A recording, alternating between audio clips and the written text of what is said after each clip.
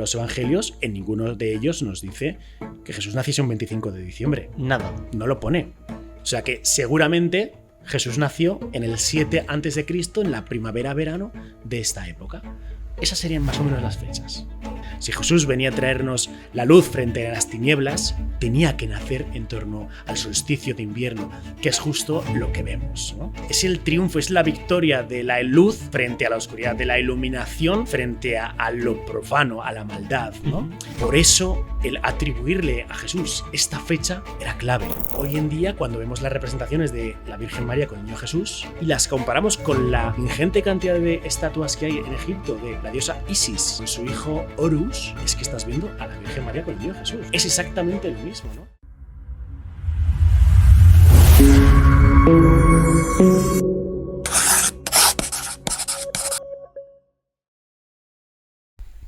Lo repito muchísimas veces, yo no tengo una entradilla para hacer el tema del podcast, pero sí que considero que es necesario pues, presentar a la persona que tengo ahora mismo delante. Y cómo has llegado hasta aquí también, ¿no? En la última entrevista que le hice a Paco Ortiz Remacha, un referente de la comunicación aquí en Aragón e incluso en España también, vi que escribiste un comentario porque tú eres de aquí de Zaragoza. Uh-huh. Y yo dije, bueno, pero ¿y Luis Tobajas? ¿Quién es este chico? Tal, porque vi Desafío Viajero, qué curioso, tal, me meto en el canal, vi la cantidad de seguidores que tenías también, la cantidad de vídeos divulgando acerca de historia, arqueología, cultura, que es que no me lo pensé ni dos veces, que en ese momento ya abrí el correo y dije, le voy a escribir a Luis para que venga aquí al podcast. ¿Y a quién tengo delante para hablar de algo que comentaremos ahora? Tengo delante a Luis Tobajas, que te consideras un viajero apasionado por la arqueología y la historia. Has explorado más de 100 países en los 5 continentes. Tienes tu canal de Desafío Viajero, como hablábamos antes, en el que compartes pues, tu amor por la cultura, los viajes, el misterio. Y has colaborado en diferentes programas de televisión, de radio y también impartes incluso conferencias. Claro, cuando vi todas las temáticas que tocabas en el canal, necesitaría como 3 o 4 podcasts para quedarme tranquilo y satisfecho de que ya conozco todo lo que tengo que saber de ti, ¿no? Pero claro, uno de los temas que me resultó curioso es, hostia, podríamos hablar en un podcast, sobre todo en estas fechas, de la Navidad, que parece que es algo que todos sabemos a soslayo, pues, qué es la Navidad, por qué se celebra, más o menos, conocemos a Papá Noel, a los Reyes Magos, todas estas historias. Pero todo esto tiene un trasfondo histórico y me pareció interesante ahondar en él. Así que, bueno, buenas tardes, Luis, y muchísimas gracias por acercarte hasta aquí. Pues Alberto, es un placer, de verdad que es un honor el estar aquí, que me hayas invitado a tu pequeño rincón de los sueños. Y además es que yo encontré tu canal de pura casualidad, por estas recomendaciones que te hace YouTube, y como YouTube nos conoce tan bien, ¿no? YouTube, por alguna extraña razón, debe saber que yo era muy fan de Paco Ortiz Remacha, ¿no? Y mira si era fan que pues, con 12, 13 años él hizo un programa de Radio Zaragoza en el Caracol y yo fui allí a verlo en directo, ¿no? Y fui después a que me firmase un autógrafo. Iban varios jugadores del Real Zaragoza también a firmar, pues estaba Corona, estaba algún portero, tal, ya no me acuerdo ni siquiera de ellos, ¿no? Pero a mí me hacía ilusión que me firmase Paco Ortiz Remacha, ¿no? Y él se impactó de que yo dijese, no, a mí me dan igual los jugadores, yo quiero que me firmes tú, ¿no? Y vamos, toda mi vida me ha acompañado, ¿no? Y bueno, cuando vi tu entrevista, se me pasaron las 2 horas y pico volando, ¿no? Y bueno, te hice un comentario para decir, oye, qué buena entrevista has hecho a Ortiz Remacha, cómo he disfrutado, ¿no? Y bueno, la verdad es que escuchar a este hombre es magia, ¿no?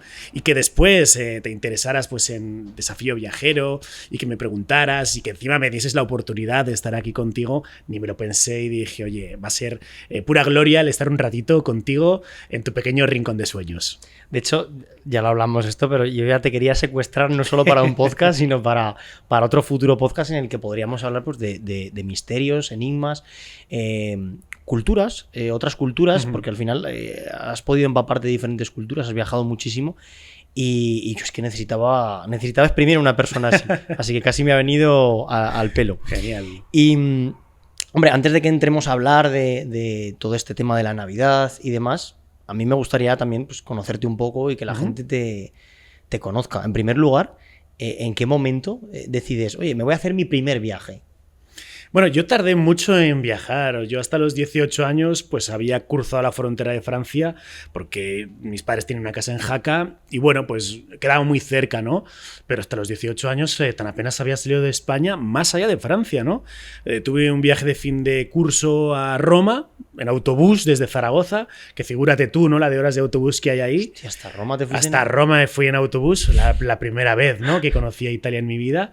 Y luego fue a raíz de que pues estudié la carrera, yo estudié Derecho, me fui el último año, el quinto año a Bolonia de Erasmus. Vale. Y a raíz del estar pues en toda esa franja con Eslovenia, muy cerquita de Alemania, con todos estos países, ¿no? Que están alrededor del norte de Italia, pues empezó ese gusanillo del viaje a atacarme, ¿no? Y desde ahí, pues prácticamente hasta hoy, haciendo una pausa, porque luego también estuve unos años opositando, pues he viajado todo lo que he podido, ¿no?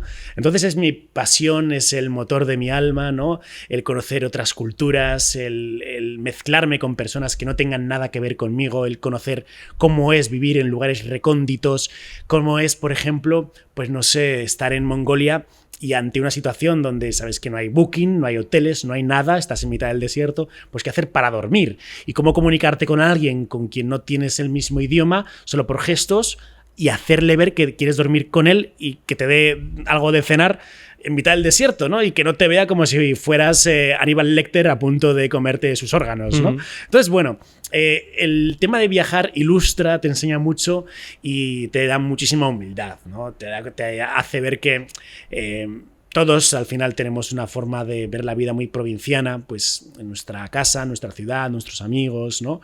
Y que hay que abrir la mente, ¿no? Hay que viajar, hay que moverse, y cuando te mueves, cuando viajas, te conviertes en una persona mucho más tolerante y te das cuenta de que el mundo es una obra de arte y que no hay tiempo que perder, que hay que salir ahí, viajar y conocerlo. Además ahora que los viajes yo creo que nunca han estado tan económicos como en estos tiempos que estamos viviendo, no hace falta irse tampoco demasiado lejos para conocer auténticas maravillas y hay que aprovecharlo. Tengo que hacerte una pregunta obligatoria, que además la semana pasada, fíjate que no tiene nada que ver con tu perfil, pero se la hice a un politólogo que tuve en el podcast. ¿Por qué? Porque empezamos a hablar de viajes y es cierto que, como comentabas ahora, pues ahora hay una posibilidad, tenemos un abanico para viajar a diferentes sitios y de forma económica brutal. Pero me doy cuenta, o quizás es mi percepción, de que la forma que tenemos de viajar quizás es muy... vamos a un sitio para pisar el terreno, no nos impregnamos en absoluto de la cultura, simplemente vamos, nos hacemos la foto o pisamos el suelo donde tal, y perdemos esa parte que quizás nos aporta todo esto que estás comentando, porque lo interesante de abrir la mente en este caso es conocer una cultura que te acabe chocando, o sea, que choque con la tuya y que tú puedas comparar, ¿no? Claro, ahora todo es tan global que prácticamente te puedes ir a China y comerte una paella. Sí, totalmente. Entonces, yo no sé, aquí ya te pregunto por tu opinión. ¿Tú cómo ves este tema de los viajes que se llevan a cabo de esta forma? Es muy difícil escapar de eso. Yo soy el primero que cuando empecé a acumular muchos países, empiezas a tener esa ansiedad de querer meter países. De decir, joder, aprovechando que tengo aquí al lado de la frontera, voy a cruzar y voy a merendar, ¿no? Y, ya cuenta como país visitado, ¿no? En realidad has estado, ¿no? Porque, ya, yo, por ejemplo, joder, en Laos he estado una tarde. ¿He estado en Laos? Pues he estado en Laos. Mentiría si dijera que no he estado en Laos. Pero no conozco Laos, absolutamente nada, ¿no? Entonces, de verdad que es algo que nos pasa absolutamente a todos, que es difícil escapar de ahí. Y yo creo que no es tan interesante contar países, sino hacer que los países cuenten, ¿no? Eso le pasa a uno de mis amigos con los que viajo, mi amigo Tony Filoni, que él no quiere contar con cuántos países ha estado, ¿no? Y a veces le pregunto, le digo, a ver, Tony, vamos a sacar la cuenta, ¿en cuántos países has estado? ¿No? Y me dice, yo no quiero contar países. Yo hago que los países cuenten, ¿no? Y realmente creo que es una lección muy interesante. Al final nos damos cuenta de que el mundo se ha transformado en una especie de fotocall gigante en el que hacerse fotos para luego colgar en redes sociales, y es mucho más, y el mundo es mucho más, ¿no? Parece que al final, si no tengo la foto, no he estado ahí. Y es verdad que nos pasa un poco a todos eso, ¿no? Yo he estado en este sitio, pues necesito la foto que lo acredite para luego a subirlo a las redes sociales. Y da un poco de pena eso de que si yo no tengo la foto ahí es como si no hubiera estado, porque la gente no está viendo que yo he estado ahí, ¿no? Y de verdad que es complicado escapar de las garras de esa adicción a contar países, al pisar lugares, ¿no? Y luego, pues, ¿cómo definir, ¿no? la diferencia entre turista y viajero? Yo siempre digo, a mí me gusta ser viajero, no me gusta ser turista. A mí no me gusta, me pones una pulserita con todo incluido y seguramente me empezarían a salir abones alrededor del brazo, ¿no? Tendría algún tipo de reacción alérgica. De hecho, la única vez en mi vida que me he puesto malísimo viajando fue en un resort en Punta Cana. O sea, y fíjate que he estado en lugares insalubres a más no poder, ¿no? Pero bueno, al final todos somos viajeros y todos somos turistas. Pues yo entro en el Coliseo y hago la fila que hacen todos y hago las fotos que hace todo el mundo, pues soy turista, ¿no? Entonces, es verdad que es muy tentador el poner una etiqueta de yo no soy un turista, yo soy un viajero. Bueno, al final todos los que somos viajeros, en parte somos turistas y todos los que son turistas en parte también son viajeros, porque no es fácil físicamente el viajar, el irte a la otra parte del mundo o incluso poder dar la vuelta al mundo, aunque la des para tener un viaje de lujo, ¿no? Aunque vayas en el crucero de más lujo del mundo, cansa, es agotador físicamente. Entonces, bueno, creo que al final hay que respetar todas las formas de viajar que haya y no hay una mejor que otra. Y antes comentabas que tu amigo te decía que la filosofía que él considera correcta para tomarse los viajes es que los viajes cuenten. ¿Tú cómo haces que los viajes cuenten? O sea, ¿cómo te los tomas para que cuenten los viajes? Pues es complicado porque yo cuando viajo, efectivamente viajo para tener una experiencia vital, pero también viajo para grabar, también viajo para contar historias que después voy a subir al canal, ¿no? Entonces, es verdad que yo disfruto muchísimo de los viajes, pero también desde un prisma del me gusta este paisaje, qué bien va a quedar en el reportaje que después voy a hacer, o pienso en una entrevista que voy a hacer a alguien de este lugar, que me vaya a contar unas cosas geniales, ¿no? Y hay veces que sin querer estoy más pendiente de la tarea de producción que de la tarea de disfrutar del momento del viaje, ¿no? Y es una pena, ¿no? Porque hay veces que tengo que ir en varias ocasiones al mismo lugar, la primera para grabar, para contarlo todo y la segunda pues simplemente para dejar embelesarme por lo que estoy viendo, ¿no? Qué curioso. Pero seguramente la mejor forma es, número uno, empaparse bien del viaje. Antes de ir a un sitio hay que leer mucho, hay que saber qué es lo que vas a ver, qué te vas a encontrar, ¿no? Hay que conocer un poco cuáles son las culturas, las tradiciones que vas a visitar para luego no meter ningún gazapo, ninguna gamba, porque en determinados lugares, pues no aceptar determinadas invitaciones o regalos o una comida puede ser un acto de absoluta ofensa para la cultura, la tribu en la que te estás presentando, ¿no? Entonces yo siempre recomiendo, oye, primero antes... si no te quieres ver unos vídeos, lee un poco, ¿no? Pregunta, infórmate del lugar al que vas a viajar. Y una vez que estés allí, déjate llevar, conoce la gente, pisa los lugares, cierra los ojos y huele el ambiente, ¿no? Empápate de toda la vorágine de acontecimientos que te rodean mientras estás en ese lugar, ¿no?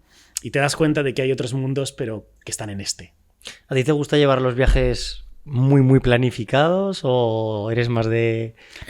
Yo tengo el vicio de planificarlos bastante, pero bueno, al menos la base. Yo tengo los vuelos y los hoteles y sé más o menos lo que voy a ver cada día, ¿no? Hay que dejar siempre cierto grado a la improvisación, porque si no improvisas, al final el viaje queda demasiado encorsetado. Y además es que van a ocurrir problemas. Va a haber situaciones en las que lo planificado no vale, no cuenta. Y no hay viaje donde no haya problemas. Y los problemas son buenos, porque... Hace unos meses, hablando con David Jiménez, el que fue director del Mundo, yo le conté un problema que iba a tener en Vanuatu, que es pues, bueno, un país que visité hace unos meses y que era el país que más ilusión me hacía conocer del mundo por unas historias que hay allí, ¿no? Y yo le comenté varios problemas que iba a tener y que ya sabía yo que los iba a tener allí, ¿no? Que tenían que ver con las aerolíneas. Y él me dijo, pero eso está muy bien porque las historias que luego puedes contar son aquellas en las que ha habido problemas, que han pasado cosas que han estado mal y que luego aquí estás, ¿no? Estás aquí para contarlo, ¿no? Cuando todo sale bien no hay nada que contar. Solo hay que contar, las buenas historias vienen de los problemas, ¿no? Y qué razón tenía. Pues tienes razón, todo el sentido, sí, sí. Sí, totalmente. No lo había visto así. ¿Y qué es lo que, ya simplemente por pura curiosidad, qué es lo que te llamó la atención de ese sitio para que decidieras ir allí? Solo te voy a dejar un par de titulares, vale. y en otra ocasión, si quieres, Genial. lo desarrollamos. Me parece bien, perfecto, ¿vale? Porque sí. es una historia muy interesante. Pero en Vanuatu, Vanuatu es un regalo para los viajeros. Es un archipiélago que está encima de Nueva Zelanda. Es la zona de la Melanesia. Tiene a su alrededor pues las islas Fiji, Nueva Caledonia, Salomón. Bueno, es toda esta zona del Pacífico, ¿no? De encima de Nueva Zelanda. Y en Vanuatu hay varias historias que a mí me llaman muchísimo la atención. Una era la de los cultos cargo. Grosso modo, en la Segunda Guerra Mundial empiezan a llegar los americanos a lugares en los que jamás había llegado el hombre blanco y empiezan a colocar sus bases en islas del Pacífico. Una de estas islas está en ese país llamado Vanuatu, que se llama Tanna. Y en Tanna los aborígenes empiezan a tener contacto con estos extranjeros que de repente han llegado, estos americanos con los uniformes militares, con sus aviones y con pues, bueno, todo el armamento que están llevando allí para prepararse para la guerra del Pacífico. Y los aborígenes se dan cuenta de que estos americanos utilizan unos instrumentos como este que tengo aquí delante y del cielo pájaros gigantes lanzan cajas donde está escrita la palabra cargo, y cuando esa caja aterriza en el suelo la abren y hay comida, hay medicamentos, hay alcohol, etc. No conocían el concepto de avión o el concepto de helicóptero. Y claro, lo que se preguntan los nativos es, oye, los dioses de esta gente son mejores que los nuestros, porque nosotros estamos aquí rezando, haciendo nuestras historias para tener prosperidad, y los de estos que acaban de llegar hablan ahí un instrumento raro y del cielo les cae todo directamente, ¿no? Y llegaría por ahí un americano, pues que el tío se hace llamar, o allí es conocido como John Frum, pues yo me imagino que él les diría John from America, pues de John from America, John Frum, y se quedó ahí John Frum, que les diría que América les traería prosperidad, que ellos les iban a cuidar, ¿no? Y que los americanos tendrían que marcharse, pero que en el futuro volverían con prosperidad, ¿no? Y tal y como termina la Segunda Guerra Mundial, los americanos se marchan de la isla de Tanna. Y los nativos se quedan allí solos y ven que el cargo, esas cajas donde aparecía esa palabra, dejan de caer, dejan de aparecer. Esos pájaros gigantes dejan de llegar, ¿no? Y empiezan a tratar de reproducir lo mismo que hacían los americanos. Y construyen aviones de madera. Y construyen torres de control con troncos y con maleza. Y hacen antenas parabólicas con lo que tienen por allí, con paja. Y empiezan a desfilar con palos, pintándose en el centro del pecho USA, cantando el himno de los Estados Unidos para que esos mismos dioses que llegaron y que traían el cargo regresen, ¿no? Y vuelvan con el cargo. Y este tal John Frum se convierte en su mesías. Y de esta manera se crea una religión que es conocida como el culto cargo o culto al cargo, ¿no? Y esto, que se hizo muy popular en los años 70 cuando los primeros antropólogos llegaron por allí y vieron que esto estaba desatadísimo, ¿no? A mí me generó muchísima curiosidad desde la primera vez que leí sobre este asunto. Y no conocía a nadie que en los últimos años hubiese ido allí a Tanna para entrar en contacto con la tribu de John Frum. Y después de 50 años, ¿qué había sido de esa gente, ¿no? Pues fui a Vanuatu para mezclarme con los de la tribu de John Frum y conocer a día de hoy cómo estaba su culto a John Frum, el culto al cargo, y qué había pasado con esa religión, ¿no? Y lo que me encontré fue increíble. Joder, qué interesante. O sea, es lo que me da por... Te estoy escuchando y lo que pienso es... esta tribu al final lo que estaba padeciendo era o sea, eran unos ignorantes que no estaban viendo más allá de lo que era un avión. No es culpa suya, es ignorancia. Uh-huh. Y en base a eso crean una religión. Bueno, sí. Y estaba pensando, ¿y si nosotros estamos en una situación similar? ¿Cuántas religiones se habrán creado por cosas que no entendían por qué sucedían en el tiempo en que sucedieron, ¿no? Pues ahí tenemos una religión surgida en el siglo XX directamente. Hostia. Ayer, ¿no? Y el ir hoy y ver lo que hacen y bueno, es que es una movida brutal, ¿no? Pero es que no solo ocurre eso en Vanuatu. En la misma isla, en Tanna, hay otra religión que, mira, solo te digo el titular. Uh-huh. La tribu caníbal que adora como una divinidad antes al príncipe de Edimburgo, o sea, el marido de la reina de Inglaterra, Isabel II, como murió, ahora a Carlos III. Y consideran a Carlos III como un dios, no como un rey, como un dios al que adoran, ¿no? Y estamos hablando de una tribu que viste con taparrabos, que van desnudos totalmente, que viven con sus tradiciones y que hasta hace 4 días eran caníbales y su dios es Carlos III. Pues bueno, el juntarte con esta gente, el entrevistar al líder de la tribu y que te cuente sus movidas, bueno, pues es una cosa maravillosa. Me dejas muerto. Oye, pues si tenemos la oportunidad de tratar todos estos temas y Claro, muchos más por pues en un supuesto. futuro podcast, yo encantado. Ahora, para no decepcionar a las personas que han entrado, para conocer un poquito más el origen de la Navidad, misterios que sabemos de ella, vamos a empezar hablando de esta época. O sí, bueno, la Navidad se considera una época, entiendo. Y quería dividir la entrevista, como te comentaba antes, en 4 bloques. Una en la que pudiéramos hablar del origen de la Navidad, hablar de los Reyes Magos, hablar de Papá Noel y quizás luego si nos puedes contar alguna historia, alguna anécdota que a ti personalmente te haya impactado. ¿Vale? Y bueno, yo pues quería abrir este melón casi pues con la pregunta más sencilla, que es ¿por qué celebramos la Navidad el 25 de diciembre? Pues habría que ver si esta fecha es la acertada o no. Y es que seguramente Jesús no nació en un 25 de diciembre del año 1 para nada, ¿no? Seguramente. El primer indicio lo tenemos cuando cogemos los evangelios. Al final de los 4 evangelios, Mateo, Marcos, Lucas y Juan, es el evangelio de Mateo y el de Lucas los que nos hablan de esa infancia de Jesús, lo poquito que hay, que son los días próximos a su nacimiento, ¿no? Uno de los indicios que nos señalan es que los pastorcitos durmieron al raso. Cualquiera que vaya a Belén un 25 de diciembre se dará cuenta de que hace un frío que pela, que es imposible dormir al raso, ¿no? Luego, si los pastorcitos durmieron al raso, ya nos tenemos que ir a finales de primavera, verano. Seguramente sería la época del año en la que nació Jesús, ¿no? Y ¿por qué entonces ese 25 de diciembre? ¿De dónde viene esta historia? El 25 de diciembre, 24, 25, 23, 22, 21, es la fecha del solsticio, es el solsticio de invierno, ¿no? Es la fecha que está atribuida al nacimiento de otras divinidades de la antigüedad. Mitra nace un 25 de diciembre. No está claro, porque no hay textos egipcios que lo señalen, pero hay corrientes que hacen referencia a que Osiris o el dios Horus pudieron nacer en torno al solsticio de invierno también. Es la época de las Saturnalias, de la fiesta del sol invicto de los romanos. ¿Y por qué? Porque justo en estos días la luz empieza a ganar poco a poco terreno a la oscuridad.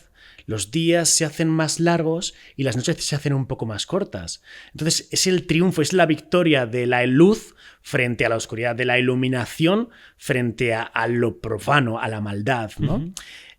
Por eso el atribuirle a Jesús esta fecha era clave. Si Jesús venía a traernos la luz frente a las tinieblas, tenía que nacer en torno al solsticio de invierno, que es justo lo que vemos, ¿no? Desde luego que nosotros que leemos los evangelios, en ninguno de ellos nos dice que Jesús naciese un 25 de diciembre. Nada. No lo pone.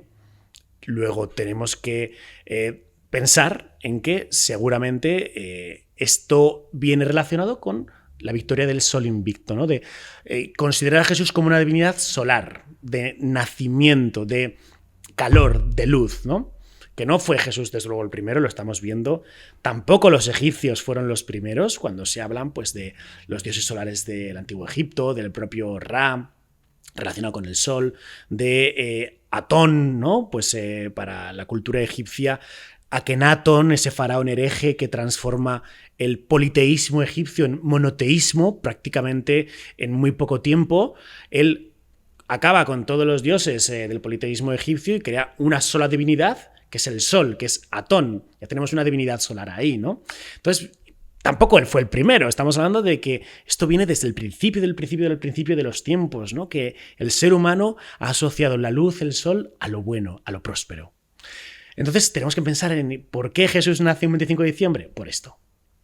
Y claro, estamos hablando de fechas, pero también podemos hablar de un lugar, que es sí. Belén. Belén. Mira, y si me permites rematar el tema de las fechas, sí, por supuesto. Desde luego que tampoco fue el año 1. Jesús no nace, claro, nace en el año 1, ¿no?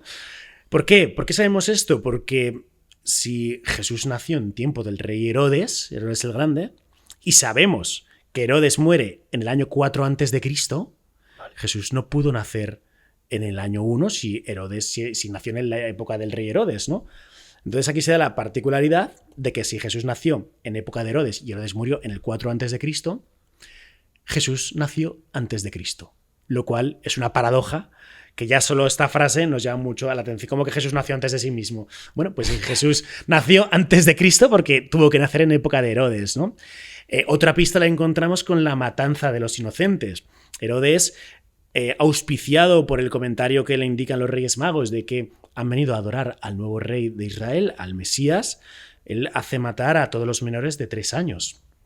Bueno, si sumamos a ese 4 antes de Cristo, que es cuando muere Herodes, más mínimo 3 años, nos estaríamos montando en el 7 antes de Cristo. O sea que seguramente Jesús nació en el 7 antes de Cristo, en la primavera-verano de esta época. Esas serían más o menos las fechas. Qué curioso, pero claro, estamos hablando de que al final es un error que se ha llevado con el tiempo hasta... Y desde luego que no se va a cambiar. Bueno, un error, tampoco sabemos si un error a conciencia o... No, por supuesto que no, ¿no? O sea, al final, bueno, esto está atribuido a distintos autores de la época que quisieron calcular cuál fue exactamente la época en la que nació Jesús y se dio pues este error, ¿no? Pero bueno, no pasa nada, ¿no? ¿Qué más nos da que naciese en el 4 o en el 7 antes de Cristo? Eso no cambia absolutamente nada. Pero al final, pues bueno, los datos lo que nos dicen es que estaríamos en torno a estas fechas. Y si a Mas Inri ponemos la estrella de Belén en toda esta ecuación, ¿no? Evidentemente no existe una estrella que se vaya moviendo y a la que unos reyes magos vayan siguiendo. O sea, eso en la astronomía no existe. Tuvo que ser un fenómeno astrológico muy potente en la época que marcase un punto. Hay varias teorías. Se piensa que pudo ser el cometa Halley, pero se ha descartado seguramente esta teoría. Y una de las más certeras es que, fíjate, en el 7 a.C., que es la época en la que estamos hablando, hubo un alineamiento entre 2 planetas. Saturno y Júpiter estuvieron alineados, lo cual hizo que en esas noches ese alineamiento generase una luz gigantesca, ¿no? Entonces, si sumamos a que en el 7 a.C. se produce ese alineamiento planetario, más que las fechas nos podrían encajar del 4 a.C., la muerte de Herodes, más 3 años por la matanza de los inocentes, seguramente ese 7 a.C. sería la fecha. Todavía imagino que siguen investigando todo este tipo de cosas para ver si encuentran algo de luz al respecto. Sí, se le dan muchas vueltas, ¿eh? Y se han puesto otras fechas, pero a mí siempre la que más me ha convencido es esa, la del 7 a.C., y así podemos tirarnos esa de Jesús nació antes de Cristo. La gente que intenta paliar estas curiosidades de, pero fue el 7, fue el 4, fue el tal, ¿crees que son personas independientes que intentan, periodistas que intentan buscar información, o son centros especializados en la investigación de ese tipo de temas? Son historiadores. Son historiadores. Probablemente el más reconocido es el propio Antonio Piñero, catedrático de filología griega, uno de los mayores expertos del mundo en habla hispana de esta materia, y él, de todos sus estudios, que es un hombre que ha dedicado 50 años de su vida a estudiar a la época del siglo I, ¿no? Y la vida de Jesús de Nazaret desde un punto de vista independiente e histórico, alejado totalmente de cualquier halo religioso, pone esa fecha, 7 a.C., ¿no? Y como yo no soy experto y lo que hago al final es nutrirme de gente que sabe infinitamente más que yo, pues me lo creo. Comentábamos antes que estábamos hablando de fechas, pero también tenemos un lugar del cual, de hecho, cuando estábamos hablando antes me habías pedido explícitamente que te interesaría hablar de ese tema porque consideras que hay jugo. Sí, exacto. Porque además has estado ahí. En Belén. Y es Belén. Claro, hay que preguntar si Jesús nació en Belén o no. Ese es el tema. Porque a Jesús no se le conoció nunca como Jesús de Belén. Se le conoció como Jesús de Nazaret. Sin embargo, nuestra tradición, pues hemos considerado que Jesús nació en Belén, porque además los evangelios nos dicen que Jesús nació en Belén, ¿no? Ahora bien, ¿nació en Belén Jesús realmente? Pues seguramente no, o sí. Vamos a poner varias hipótesis que son muy interesantes. El Mesías tenía que venir de la casa de David, y David, el rey David, tenía orígenes en Belén. Luego el Mesías tenía, como sea, que nacer en Belén, ¿no? Se habla de que el padre de Jesús, San José, él estaba emparentado con el rey David. Luego ahí vendría esa línea sucesoria de la sangre de David, Belén y por tanto Jesús, ¿no? Pero es lo que decía el Antiguo Testamento, que el Mesías nacería en Belén, que vendría de la casa de David.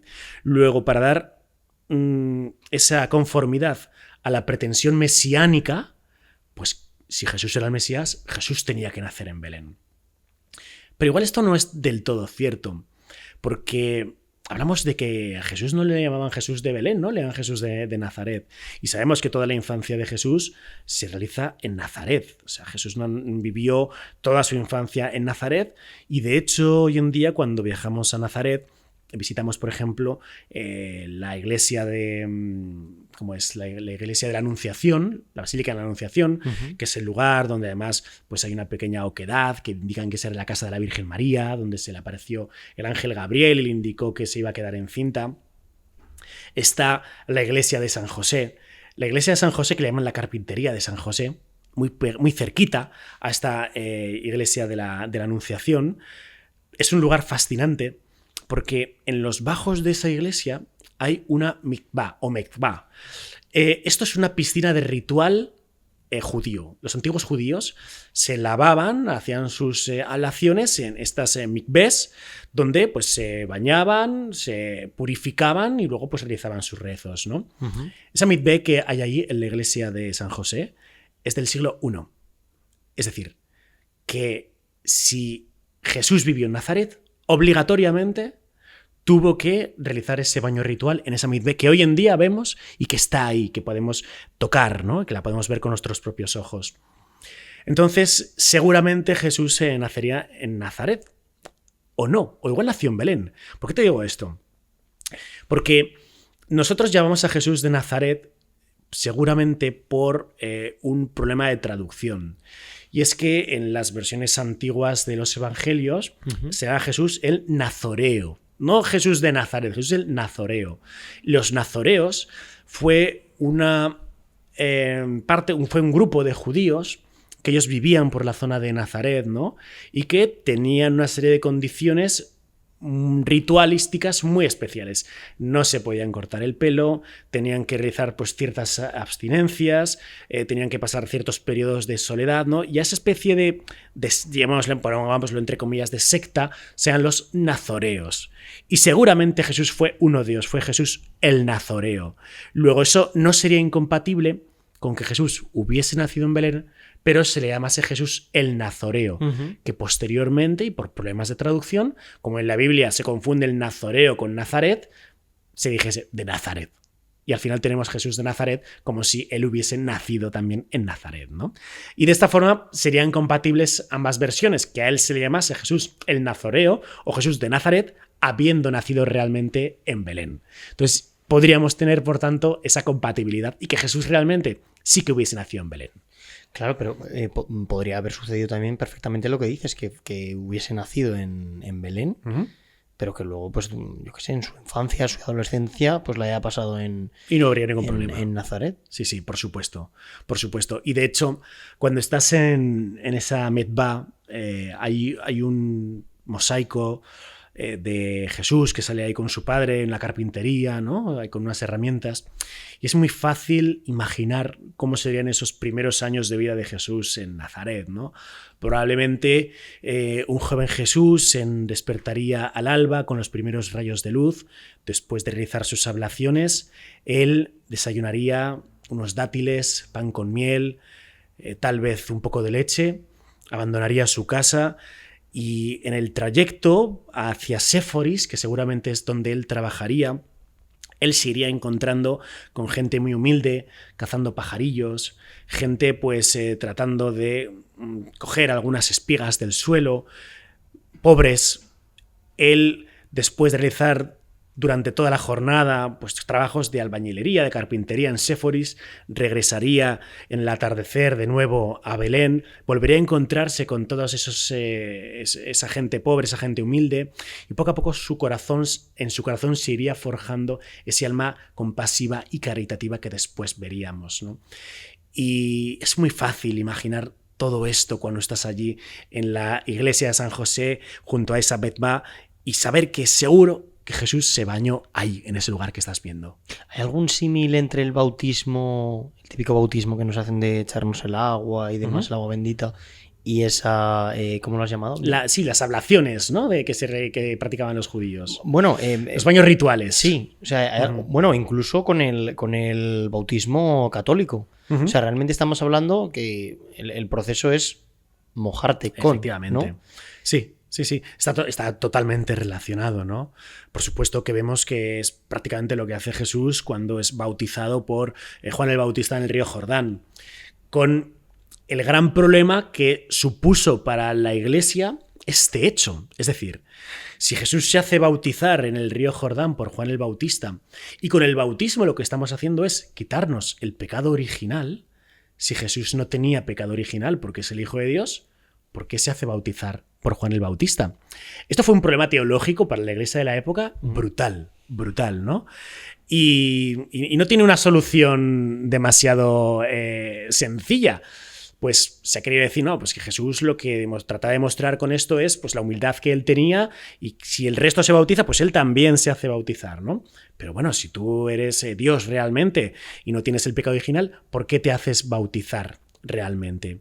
Bueno, pues no es fácil, pero sin embargo, esta es una de las pruebas fidedignas de que la historia que nos cuentan los evangelios sobre Jesús es una historia real.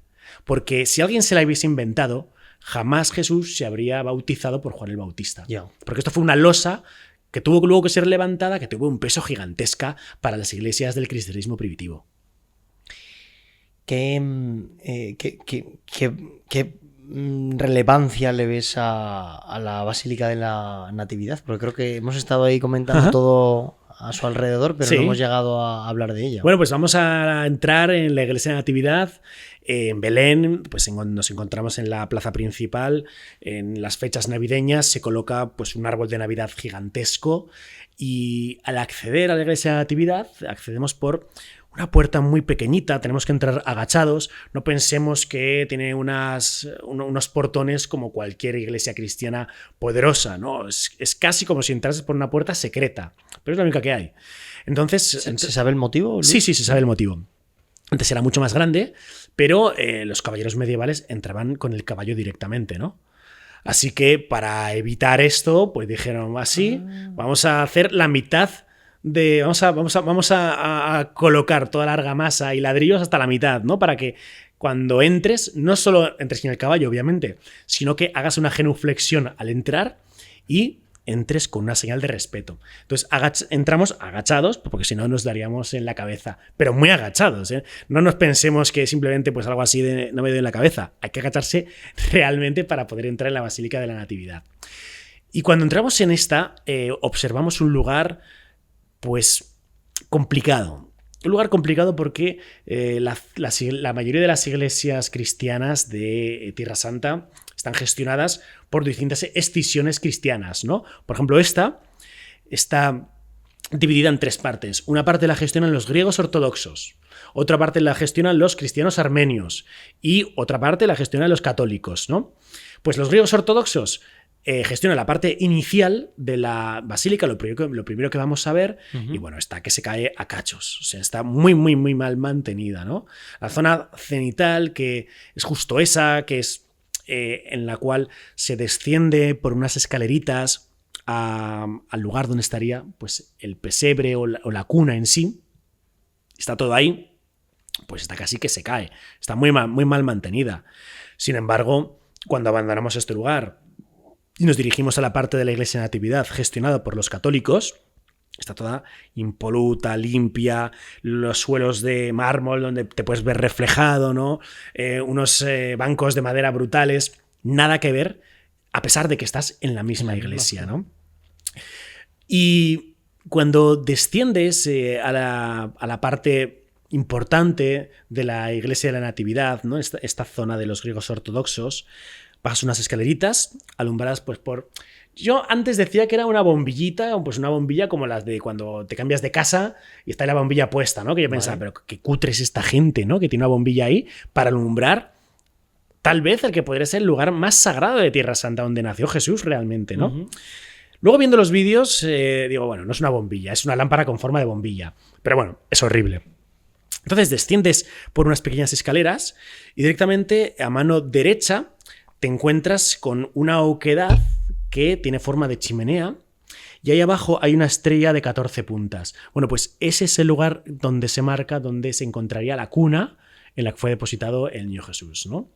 Justo detrás hay una pequeña oquedad que estaría reservada a los Reyes Magos. Le llaman el pesebre en sí. Y luego bajas por un túnel y te encuentras pues la cueva. Entonces, por el módico precio de muy pocos metros, tienes el portal de Belén, tienes el pesebre, tienes la cueva y tienes el portal de Belén, ¿no? Lo tienes todo. ¿Qué pasa?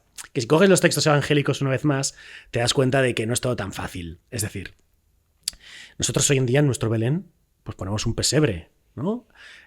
O ponemos una cueva. Pero ¿dice la Biblia eso? Pues igual no estamos tan seguros.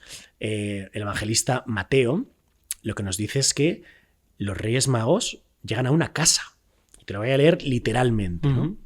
Fíjate, en Mateo 2:11 dice: y al entrar en la casa, vieron al niño con su madre María y postrándose, lo adoraron. Y abrieron sus tesoros y le ofrecieron presentes, oro, incienso y mirra.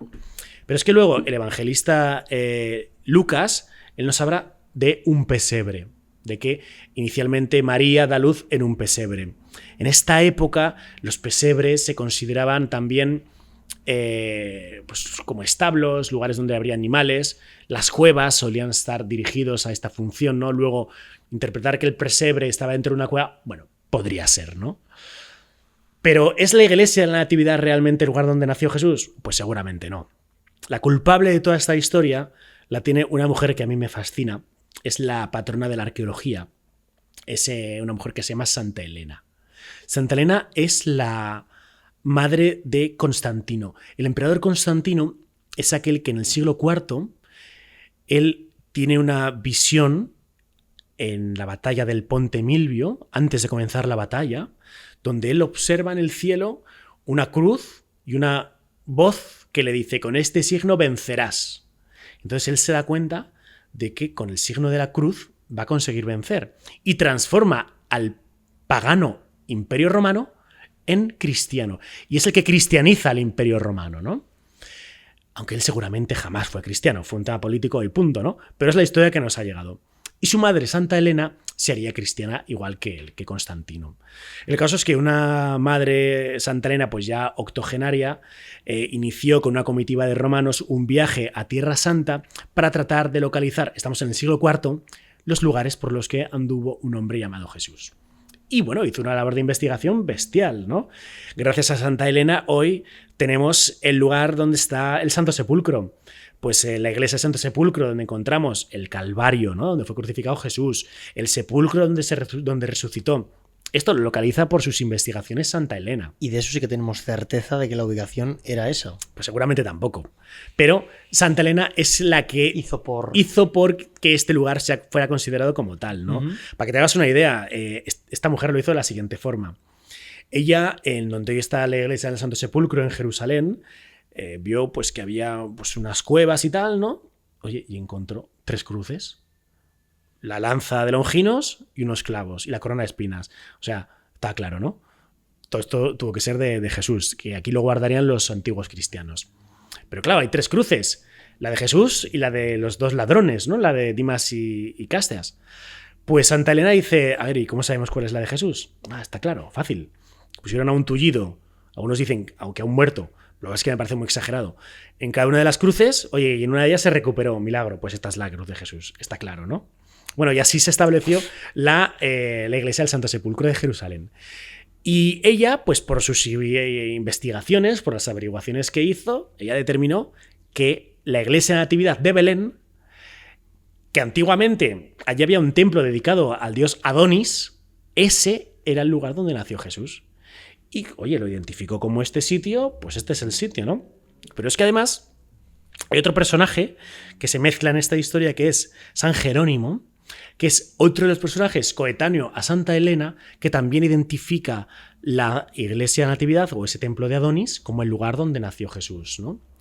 Y este San Jerónimo, que tiene también una historia de traca, tiene también pues una zona dedicada a él dentro de la iglesia de la Natividad, porque allí, en esa cueva, en la cueva donde nació Jesús, en la cueva donde San Jerónimo se encontró, él hizo la primera traducción de la Biblia. Entonces San Jerónimo hizo una traducción muy rara. ¿Por qué digo esto? Porque seguro que a la gente que ahora mismo nos está viendo, si piensa en las escenas, en las esculturas, las estatuas que hay de Moisés, va a recordar que Moisés siempre se le representa con cuernos. Pero no unos cuernos disimulados, cuernos como los de un toro. Y dices, ¿por qué ponen a Moisés? O sea, el Moisés de Miguel Ángel, por ejemplo, tiene cuernos. ¿Y por qué Moisés le ponen con cuernos, no? Bueno, pues porque San Jerónimo, este traductor, cuando está traduciendo la Biblia, se da cuenta que la palabra que acompaña a Moisés es Carnaim, que Carnaim se puede traducir de dos formas, o iluminado o como cornudo, pero cornudo de cuernos literales, como los de un toro, ¿no? Ajá. Y entonces imagino ahí a San Jerónimo pensando, entonces, ¿qué pasa con Moisés? ¿Que fue iluminado o que tenía cuernos? Pues tuvo cuernos. Y pues Moisés, que tenía cuernos, no sé, y sigue traduciendo, ¿no? Bueno, pues hasta el Renacimiento prácticamente se pensaba que Moisés tenía cuernos directamente. Por supuesto que Miguel Ángel, cuando él esculpe su Moisés, ya se sabía que era un error de traducción, que Moisés jamás tuvo cuernos, ¿no? Que era un iluminado. Pero hace un pequeño guiño a esta historia y lo esculpe con los cuernos clásicos con los que se ponía Moisés. Así que todo el mundo ahora, cuando vaya a una iglesia y se fije en la estatua de Moisés o en alguna escultura, alguna representación, le mire la cabeza, ya verá cómo lleva cuernos. Qué curioso que a la vez esté refiriéndose a iluminación y cuernos. O sea, no sí, bueno, pues traducciones de la época, ¿no? Es que qué peligrosas son las... Bueno, te habrás dado cuenta, imagino que en todos estos años en los que has estado viendo diferentes textos y traducciones y demás, lo peligrosas que son las traducciones. Bueno, es que fíjate, si pensamos en nuestro Belén que ponemos en casa, está el Niño Jesús, San José, la Virgen María, y detrás que metemos la mula y el buey, ¿no? Pues ni en Mateo ni en Lucas hablan de mula o buey alguno. Vaya. Allí no hay mula y no hay buey en ningún lado, ¿no? ¿De dónde viene esto? Pues lo de la mula y el buey viene en el Evangelio armenio. Es un evangelio apócrifo, o sea, aparte de los 4 evangelios canónicos, hay pues unos 70 y tantos evangelios apócrifos escritos muchos años después de la muerte de Jesús, ¿no? Si ya los 4 canónicos, Mateo, Marcos, Lucas y Juan, se escriben, grosso modo, a partir de los años 70, grosso modo, después de la muerte de Jesús, que ya es tiempo, pero son los 4 más antiguos. Todos los que se escriben en los siglos 3, 4, 5, 6 en adelante, que se les llaman los apócrifos, son textos muy, muy, muy legendarios, ¿no? Bueno, pues hay uno de ellos del siglo IV en el que, por fin, se dice que pues, en ese nacimiento de Jesús había un buey y había una mula. Pero esto es un simbolismo. El buey está representando a los gentiles, es decir, a los romanos. La mula está representando a los judíos. Lo que nos está diciendo es que con la llegada de Jesús, todos, los romanos y los judíos, están invitados a seguir al cristianismo. Es un tema simbólico, ¿no? Pero la mayoría de la gente, cuando ponemos nuestro Belén, oye, pues yo quiero poner mi mula y quiero poner mi buey, ¿no? Pero muy pocas veces nos damos cuenta de que si seguimos la literalidad del texto canónico, ahí no dice nada ni de mula ni de buey por ningún lado. Ya, y que seguramente si tiramos por esta línea acabamos desmontando el Belén. Pero Sí. pero lo curioso, bueno, lo que es curioso es que realmente no es un error, sino que era algo simbólico. Exacto. Que desconocemos directamente. Del todo, totalmente, ¿no? Y además es que mucha de nuestra tradición de la Navidad vienen de estos textos de los evangelios apócrifos, de estos que se han hecho tantos siglos después de la muerte de Jesús, ¿no? Sí. Para que te hagas una idea. Hay un evangelio, el evangelio árabe de la infancia, que da muchos detalles, ¿no? De la vida de Jesús, de ese Jesús niño. Son todo detalles muy, muy, muy míticos. Pero uno de ellos lo que nos dice es que cuando llegan por ahí los Reyes Magos, bueno, pues después de recibir el oro, incienso y mirra por parte de ellos, la Virgen María, a cambio, les da lo que sería la primera reliquia de la historia, un pañal del niño Jesús, como intercambio. No sabemos si olería o no olería, ¿no? Pero estas reliquias raras, ¿no? que que hoy en día nos encontramos. Es que si quieres te hablo de algunas de las reliquias más curiosas, sí, por favor, relacionadas con la Navidad que nos encontramos con iglesias de Europa y en España. Mira, por ejemplo, encontramos iglesias y monasterios con piedras del portal de Belén, con paja del pesebre, con plumas del ángel Gabriel. Un ángel pues tiene que haber plumas. Pues hay iglesias que tienen plumas del ángel Gabriel. Picos del Espíritu Santo. O sea, era una paloma. Pues hay lugares claro. que tienen por ahí el pico del Espíritu Santo. Huevos del Espíritu Santo. Que agárrate. Claro, una paloma pues tendría que poner huevos, ¿no? Pues hay iglesias que tienen... Estas son todo reliquias de la Edad Media, ¿no? Evidentemente son todas falsas, pero que en aquellas épocas se llegaban a venerar, ¿no? Y hay otras muy heavies, o sea... igual la gente se va a escandalizar, pero encontramos suspiros de San José, que no sé cómo meterían el suspiro de San José. Claro, te imagínate de San José siempre suspirando de María, ¿será una concepción divina o no lo que ha tenido? Pues hay suspiros de San José guardados en frascos. Bueno, el santo himen. Claro, si la Virgen fue virgen, pues tuvo que tener, el himen tuvo que estar intacto, ¿no? Pues en un lugar se venera el santo himen de la Virgen María. Joder. Alucina. Jesús fue judío. Pues a los judíos se les practica la circuncisión, ¿no? Bueno, pues en una iglesia guardan el santo prepucio. Es decir, el prepucio del niño Jesús. Flipa. Pero, o sea, lo que me descoloca es la conservación.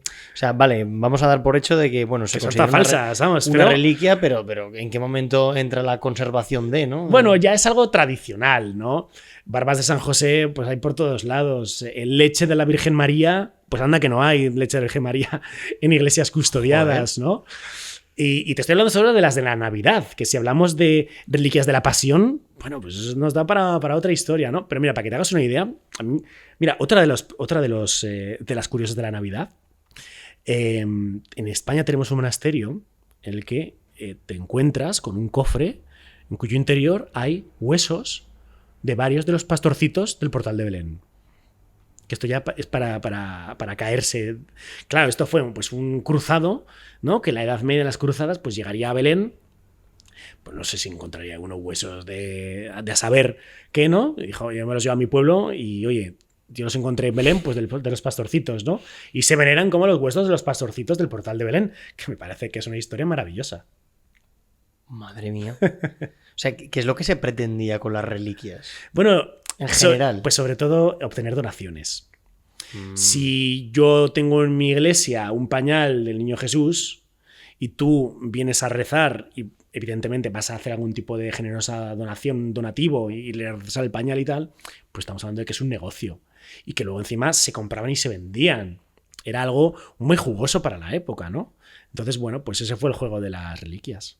Fascinante la creatividad del ser humano, pero también la capacidad luego para manipular y hacer creer que eso tiene un valor. Sí. Mira, hace poco hablaba con mi amigo Jesús Callejo de una... Le preguntaba por su reliquia favorita y él me hablaba de una que también es también para flipar. Y es que en España tenemos en un monasterio, lo pone así, las herraduras del caballo blanco de Santiago. Claro, Santiago, el apóstol, se aparece en la batalla de los moros contra los cristianos de Clavijo, ¿no? Y bueno, pues hay una aparición ahí, ¿no? Cuando la batalla está a punto de derrotar a los cristianos, se aparece Santiago Matamoros en un caballo blanco y empieza a arrear mandobles y ganan la batalla los cristianos, ¿no? Y desaparece. Bueno, pues que tengas las herraduras del caballo blanco de Santiago de la aparición me parece la leche, pero es que abajo hay una inscripción que pone de la batalla de Navas de Tolosa. Dices, Santiago no estuvo en la batalla de Navas de Tolosa. La batalla en la que se apareció fue en la de Clavijo. Bueno, pues ahí tienes tu reliquia de las herraduras del caballo blanco que se apareció de Navas de Tolosa, ¿no? O sea, esta de las cagadas se aprovecha. Esa con pinzas ya, con muchas pinzas. Sí. Joder, qué curioso. Pues ya casi también estábamos cerca de los Reyes Magos, que los hemos comentado por ahí, y no me gustaría dejarlos atrás. Estas tres personas, estos tres magos, estos tres, no sé a lo que se les consideraba exactamente. ¿De dónde vienen? ¿Cuál es su origen? Pues mira, en principio lo que tendríamos que preguntarnos es si fueron tres realmente. Porque una vez más, ni Mateo ni Lucas nos dicen que fueran tres. Ellos, ambos evangelistas, señalan los magos de Oriente. Y los magos adoraron a Jesús, ¿no? Pero ¿cuántos? ¿3, 5, 10, 2? No tenemos ningún número, ¿no? Y de hecho tampoco aparece en los evangelios la palabra reyes. No se utiliza la palabra reyes. En origen, la palabra que se utilizaba era magoi, que literalmente significa astrólogo. Pero evidentemente a esa iglesia primigenia la palabra astrólogo estaba muy relacionado con lo oculto, con lo esotérico, y había que ocultarla de alguna forma. Por eso se coloca la palabra reyes a nivel tradicional, ¿no? La Biblia no les llama Melchor, Gaspar y Baltasar. Eso no aparece, grosso modo, pues hasta el siglo VI más o menos, que en el evangelio correspondiente apócrifo se les denomina de esta forma. Pero hasta el siglo VI no tenían nombre, no se llama Melchor, Gaspar y Baltasar. El rey negro, o sea, Baltasar, hasta el siglo XIV no hay rey negro. Y es que si vemos, por ejemplo, una de las primeras representaciones, si no me equivoco, del siglo VIII, de los Reyes Magos, que se encuentra en San Apolinar, en Rávena, en Italia, vemos un mosaico donde aparecen los 3 reyes y los 3 son blancos. Y llevan unos gorros frigios así raros, ¿no? Pero lo que estamos viendo es, bueno, pues esa idea que en el siglo XIV tuvo la Iglesia de pues un rey de cada lugar conocido del mundo en esa época, ¿no? Pues alguien que represente Asia, que sería Gaspar, alguien que represente a Oriente y a Europa, que sería Melchor, y alguien que represente a África, que sería Baltasar. Claro, en aquella época no se había llegado a América todavía. Si no, tendríamos 4 reyes magos y uno de ellos, segurísimo, que tendría rasgos hispanos, ¿no? Entonces, hispanos de Hispanoamérica me refiero. Entonces, ya fíjate que ni los nombres ni el número lo tenemos demasiado claro. Pero es que luego nos tendríamos que preguntar por su origen, efectivamente. Cuando se habla de Oriente en aquella época estaríamos hablando de Persia. Seguramente vendrían de Persia, ¿no? Pero el anterior papa, el papa Ratzinger, Benedicto XVI, él en su libro La infancia de Jesús, lo que señala es que a lo mejor el Oriente se miraba desde el otro lado. Es decir, que dependiendo de cómo se pudiesen colocar a la hora de escribir de dónde venían esos magos, ¿no? Y si venían del otro lado, tendríamos que pensar de España incluso. O sea, para el Papa Ratzinger, los Reyes Magos venían, agárrate, de Andalucía. Serían andaluces, ¿no? Que ya es para flipar. Lo había leído. Ya lo que les faltaba a los andaluces es acreditarse que encima los Reyes Magos venían de allí, ¿no? Que es muy curioso el tema del origen. Pero si curioso es el tema del origen, no menos excéntrico, pues es lo que ocurre con sus restos y dónde nos los encontraríamos a día de hoy. Claro. Luego también estoy pensando que el cómo vestían o cómo concebimos que visten, porque la imagen que tenemos ahora de cómo visten los reyes quizás corresponde más a una concepción más persa, puede ser, que a una española en este caso. Pero claro, realmente esa vestimenta ni siquiera puede ser la que se asemejaba, Efectivamente, a la de aquella época. Sí, bueno, algunos parecen reyes medievales directamente, ¿no? Y ya que nos están metiendo hasta reinas magas, ya que ya es la leche. Que no sé, o sea, yo no creo que nadie se ofenda. A ver, toda la vida. A ver, ahora, gracias a Dios, tenemos más negros a los que poder poner como Baltasar, ¿no? Que bueno, en los últimos años, yo cuando era pequeño toda la vida se ha pintado a alguien de negro, se ha embetunado la cara. Y no ha pasado nada, ¿no? No ha habido ningún escándalo, que es un poco la religión de la ofensa en la que vivimos a día de hoy, que parece que todo es ofensivo, ¿no? Que gracias a Dios yo creo que este rollo, el woke que se está llevando, poco a poco se está suavizando un poco más, ¿no? Pero otro tema interesante que podemos tocar, si quieres, es ¿qué ocurrió con sus restos? Porque es que, mira, hace unos años fui a Etiopía, viajé a Etiopía por otra aventura, ¿no? El viaje de mi vida ha sido en busca de el misterio que más me ha atrapado de siempre, que es dónde está el Arca de la Alianza, la que vemos en Indiana Jones en busca del Arca Perdida, ¿no? Vale. Y las trazas de este misterio, pues a mí me llevaron a Etiopía, a una ciudad sagrada llamada Aksum, donde dicen que en un lugar muy concreto está el Arca de la Alianza, y me fui pues a buscarla y a investigar sobre este tema. Bueno, pues lo que yo no sabía es que una cosa me llevaría a otra y acabé localizando una tumba donde allí ellos dicen que allí se encuentra enterrado el rey Baltasar, que el rey Baltasar es para nosotros Baltasar, ¿no? Sería un rey que dirigió los designios de pues, toda esta zona de Abisinia, lo que hoy en día sería Etiopía, en torno al 8 a.C. Ajá. Entonces, bueno, pues tendríamos un lugar donde se encontraría la tumba del rey Baltasar. Pero esto choca tremendamente con lo que nos encontramos si hoy viajamos a Colonia, en Alemania. Y es que en la iglesia de Colonia, tras su fachada con esas torres a 158 metros de altura, dentro de la Catedral de Colonia, que es majestuosa, de las más increíbles del mundo, está el relicario de los Reyes Magos, de los 3 Reyes Magos, y dice las malas lenguas que incluso también los huesos de los camellos, que eso sería... Justo me ha apuntado la palabra camellos porque digo, que me explique en qué momento entran en juego los camellos, porque también es como medio de desplazamiento. Bueno, pues supongo que serían es el típico medio de desplazamiento de los países de Oriente Medio, ¿no? A lo mejor llegaron en caballo. Que ahí nos da un poco también pistas de que tampoco son de Andalucía. Ya. Efectivamente, ¿no? O sea, que si venían de Andalucía, igual vinieron en caballo bueno, directamente, ¿no? que también es buena zona de caballos, ¿no? Que podría ser, ¿no? Pero claro, la pregunta entonces es ¿por qué demonios yacen ahí enterrados en ese relicario de Colonia las osamentas de los 3 Reyes Magos, ¿no? Pues también es una historia muy curiosa de por qué pintan allí. De hecho, fíjate si es importante para la ciudad de Colonia, la historia de los Reyes Magos, ¿no? Y que están ahí enterrados, que el propio escudo de la ciudad representa 3 estrellas que simbolizan los 3 Reyes Magos, ¿no? Para ellos es su gran honor.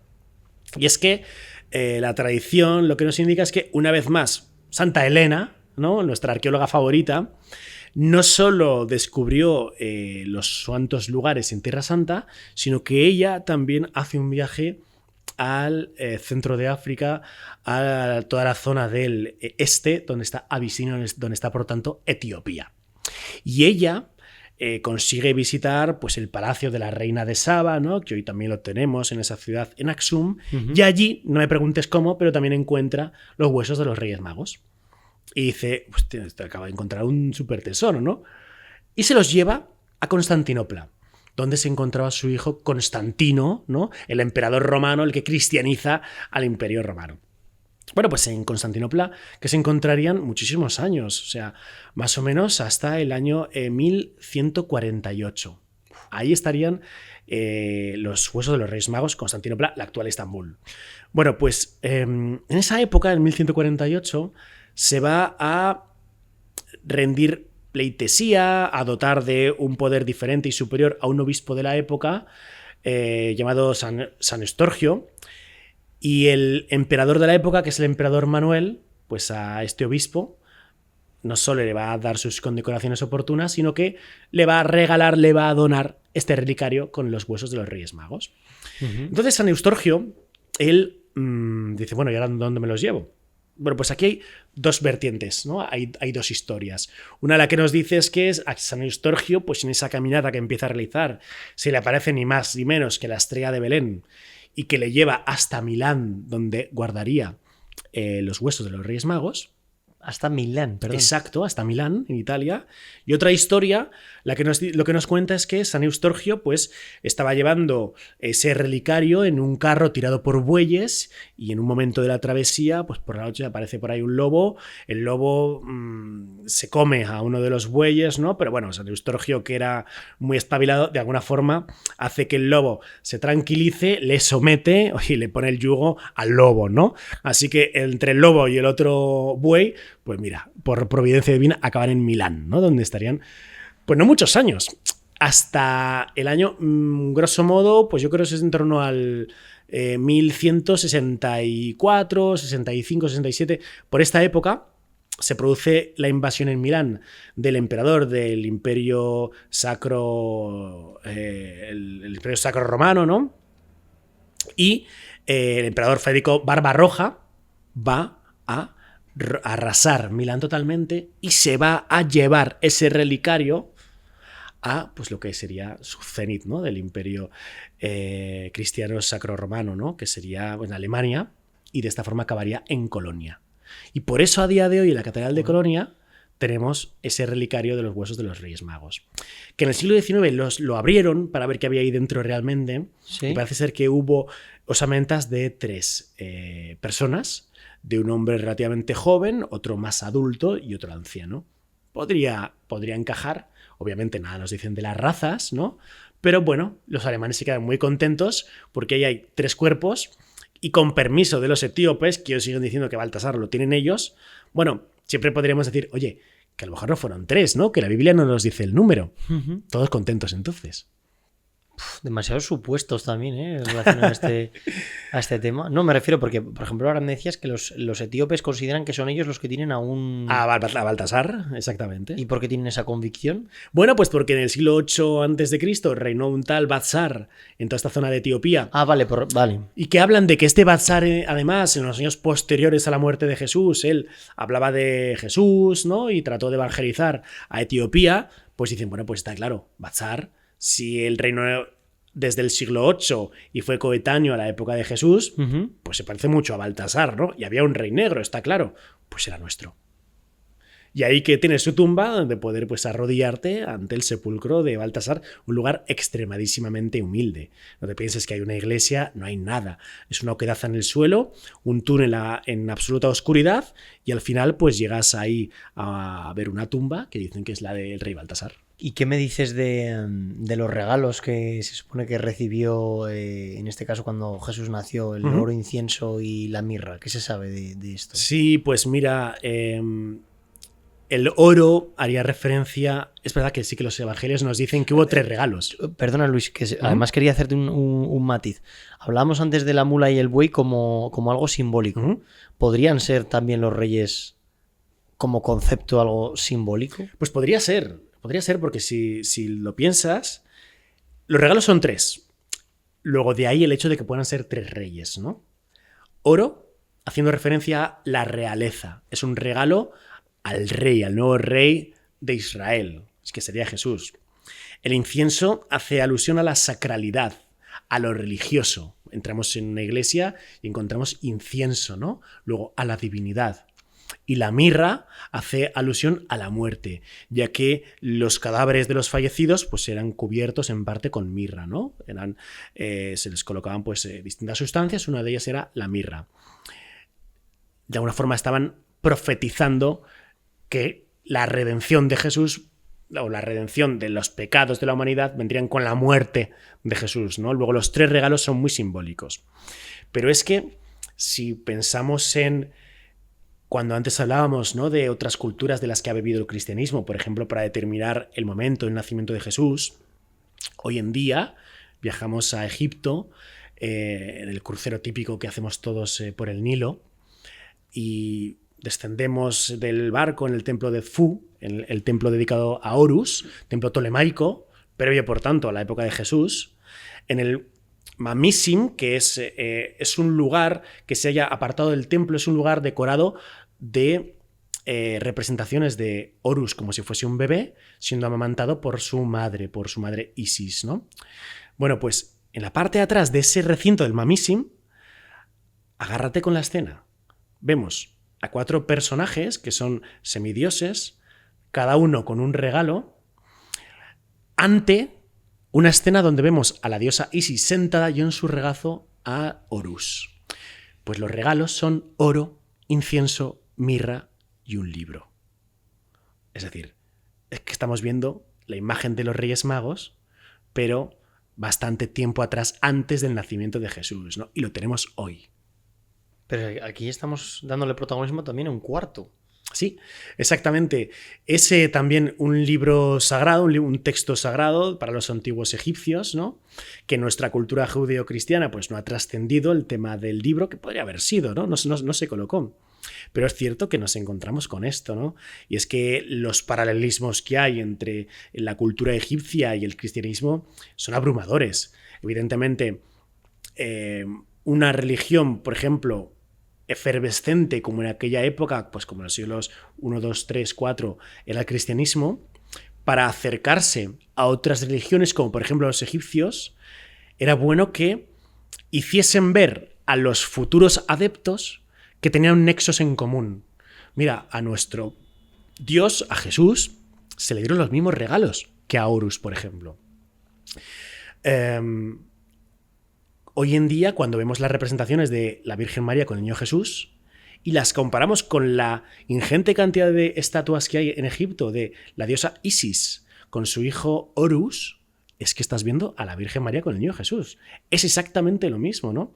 Luego, esos paralelismos no significa que el cristianismo sea copiado de lo que antes ya hacían los egipcios, ¿no? Es precisamente lo que estaba pensando ahora. Es una forma de tratar de asimilar creencias de otras culturas para que el trasvase de una religión a otra sea más sencillo. Entonces, se adoptan algunos símbolos, algunos signos que ya existían, que ya eran reales en otras culturas para el cristianismo, para de esta forma publicitar, acercarlo de forma más sencilla a otras religiones más antiguas. Aunque nos vayamos un pelín de tema, entiendo que sí que tenemos más o menos una cronología de cuándo han aparecido aproximadamente algunas religiones. Uh-huh. ¿Cuál es la que se considera el origen de todas estas historias? Es que nos tenemos que ir a los albores del tiempo.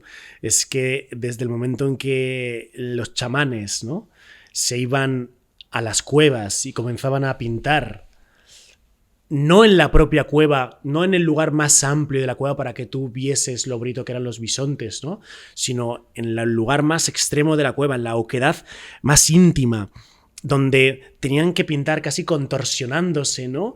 Y colocaban ahí no a los bisontes que luego iban a cazar, sino al alma de los bisontes que iban a cazar, y representaban de igual modo divinidades allí, justo en el lugar más extremo, ¿no?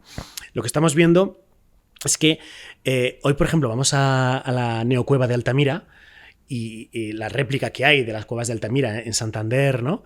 Lo que estamos viendo es que está hecha para que tú lo admires y tú no tienes que agacharte para ver las pinturas, tú las ves directamente, pues así como lo estamos viendo ahora mismo, ¿no?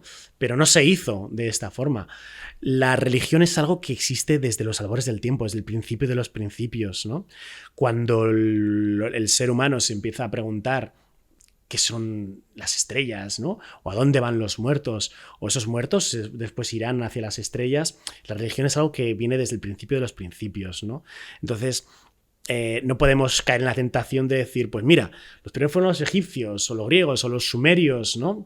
Es que desde que nace directamente el ser humano, la religión es algo que lo acompaña. Yeah. Y todas las religiones, por ejemplo, lo veíamos antes, el ejemplo de las divinidades solares o los cultos solares, es que también nacen desde el principio de los principios. Desde el momento en que el sol nace por las mañanas y da la luz, lo positivo, lo bueno, y luego llega la oscuridad. Cuando renace de nuevo el sol es una victoria una vez más de la luz frente a la oscuridad, ¿no? Lo vemos en los egipcios. Para los egipcios el sol está representado como Ra. Entonces, Ra todas las noches descendía al inframundo, tenía una batalla y a la mañana victorioso surgía y volvía a nacer trayendo la vida a los egipcios, ¿no?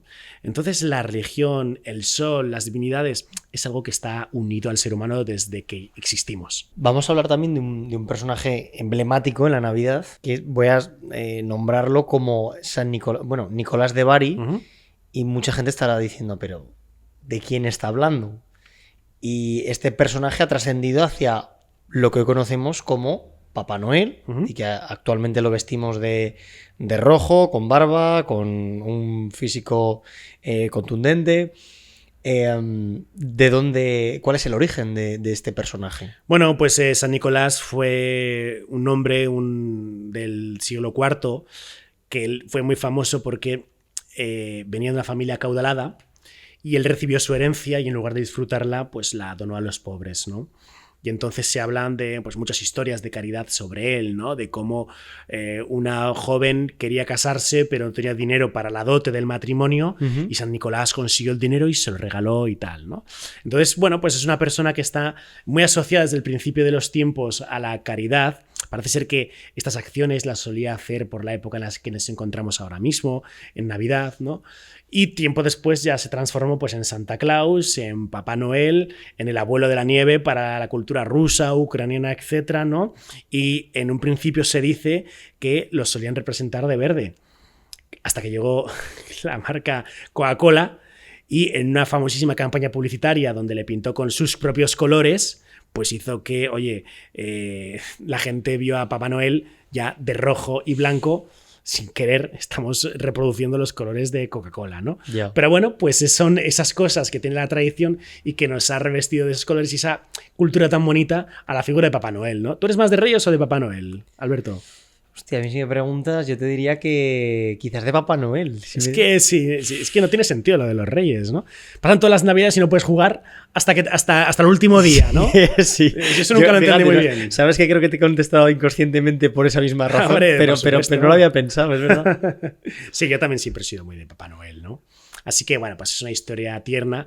Y hoy en día, cuando viajamos al sur de Italia, a la zona de Salento, donde está Bari, pues ahí tenemos una iglesia dedicada a San Nicolás de Bari muy bonita y disfrutamos de estas historias que nos cuentan de nuestro Papá Noel. En la Navidad también tenemos muchas tradiciones, como son, por ejemplo, los villancicos. Uh-huh. Esto de los villancicos, al igual que ha habido y habrá múltiples traducciones, traducciones, ¿para qué se utilizaban en concreto? O sea... Sí, pues los villancicos vendrían de las canciones de las villas, de los villanos, ¿no? Entonces son canciones de pueblo que en un principio, bueno, pues se utilizaban pues para canturrear, canciones típicas de pueblos, pero que finalmente se acabaron concentrando en esta última época del año y se acabaron asociando a temas relacionados con la Navidad y con Jesús, ¿no? Por ejemplo, pues se habla de... Mi villancico favorito es el tamborilero. Siempre me ha gustado mucho, ¿no? Entonces hay una historia muy bonita que dice que un joven del siglo XII no tenía dinero, absolutamente nada, pues para adorar o para donar a gente más pobre, era alguien muy humilde, solo tenía un tambor, y entonces él en su pueblo de Alemania iba todas las noches a tocar el tambor a una estatua de la Virgen que había pues en la plaza principal de su pueblo, ¿no? Y cuentan que un día de repente la estatua sonrió. Y él siguió tocando el tambor. Y de ahí se creó pues, el villancico que tenemos del tamborilero, ¿no? Pero para que te hagas una idea, ha habido culturas, ha habido países donde los villancicos se prohibieron totalmente. ¿Sí? En Cuba se prohibieron los villancicos, la Cuba comunista. En Rusia se prohibieron los villancicos y la Navidad totalmente, porque era algo relacionado con el cristianismo que no gustaba nada y que había que eliminar, ¿no? O sea, todo lo que tuviese que ver con la religión cristiana fuera directamente. Pero no te lo pierdas, hubo otros que lo aprovecharon, ¿no? Y es que en la Alemania nazi directamente, Hitler se adoptó un villancico para sí mismo. Y te voy a leer exactamente cómo era, ¿vale? A ver si te suena. Es que desde luego que había cada uno. A ver, noche de paz, noche santa, todo es tranquilo, todo es brillante. Adolf Hitler es la estrella de Alemania, que nos guía nuestra grandeza y nos da la gloria, trayéndonos a los alemanes el poder. ¿Cómo te quedas? Y eso lo hicieron como un villancico. Un villancico para Hitler. Así que, bueno, pues este tipo de cosas que nos trae la historia de los villancicos y la Navidad, ¿no? Hoy en día, desde luego que no tenemos esas barbaridades, pero bueno, qué bonito, ¿no? El acompañar la Navidad pues con esta música que hay gente que los odia profundamente, pero hay gente que a mí pues me encanta, ¿no? Ir por la calle a escuchar los villancicos un rato. Evidentemente, si la Navidad durase un día más, yo los odiaría totalmente, ¿no? Pero, bueno, me quedo con ellos y bien. ¿Tú pones árbol? Yo pongo árbol. ¿Y sabes de dónde viene lo de poner árbol? Y era precisamente lo que te quería preguntar ahora. Digo, ¿y qué pasa con el árbol? ¿Por qué tenemos esa... Fíjate, en mi pueblo, por ejemplo, lo primero que se hace, llega la Navidad, te traen un pino enorme, te lo visten de luces, árbol de Navidad. Exacto. En cada una de nuestras casas, árbol de Navidad. Y por lo que me consta, en otras culturas es similar también. Sí, sí, totalmente. Que lo raro es ir, por ejemplo, hoy en día a cualquier país hispanoamericano que está haciendo calor porque están en verano, ¿no? Oye, tiene sus árboles de Navidad y su Papá Noel vestido como Papá Noel, ¿no? No en manga corta. A mí siempre me ha hecho mucha gracia, ¿no? Eso de que yo asocio la Navidad al frío, pero hay otros países que asocian la Navidad al calor. No lo había pensado, ¿no? En ningún momento y es totalmente cierto. Sí, sí, hace unos años se vivió una Navidad en Chile en manga corta y chanclas.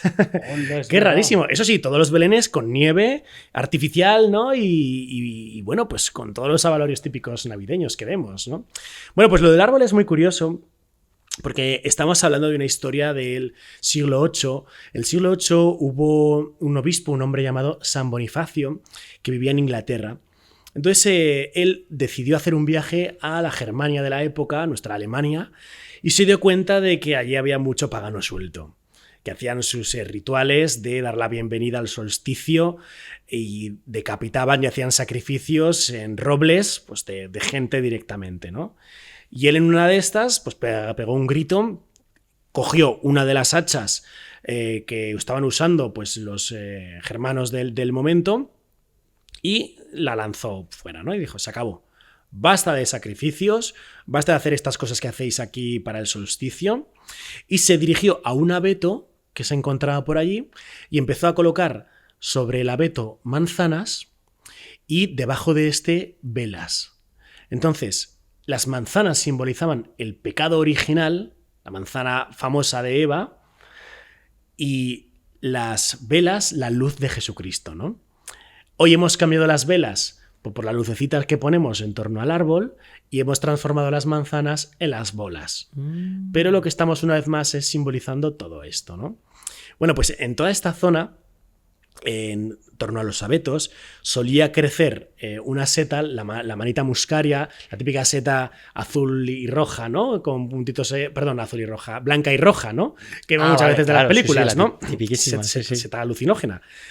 Bueno, pues ese era el regalo, entre comillas, pues que tenía la gente por esta época del año, que es cuando nacía, oye, y tenía ese regalo alucinógeno para pasarlo bien. Por eso hoy, debajo del árbol, colocamos nuestros regalos. Qué curioso. Joder.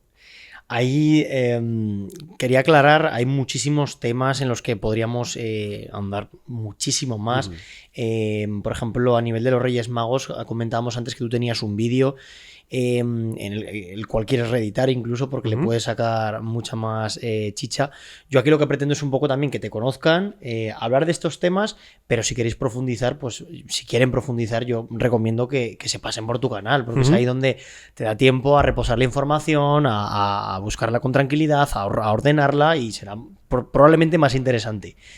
Pero no quería acabar esta conversación sin que nos contaras alguna, las que consideres anécdotas, enigmas, algún misterio que haya rodeado esta época de la Navidad, pues con la cual esta noche o este día, cuando vean esta entrevista, pues nos deje un poco ahí con el, no sé, con el miedo, la curiosidad en el cuerpo, con...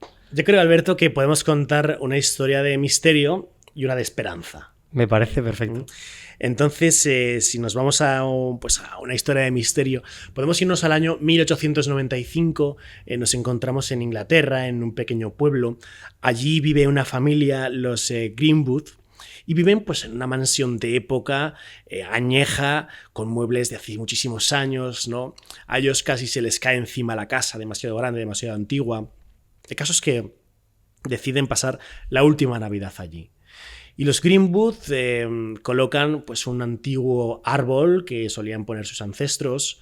Sobre este prenden distintas velas, lo envuelven en unos abalorios y esa noche, la noche víspera de Nochebuena, pues de Navidad, perdón, deciden hacer una cena y están allí junto con el árbol, ¿no?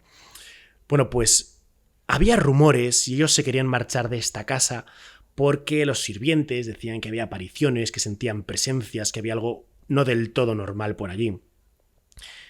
Pues en ese momento, en esa víspera de la Navidad, mientras están cenando, los Greenwood se dan cuenta de que una de las velas se ha apagado y a continuación otra, y sucesivamente el resto, hasta que la sala queda sumida en la más profunda oscuridad.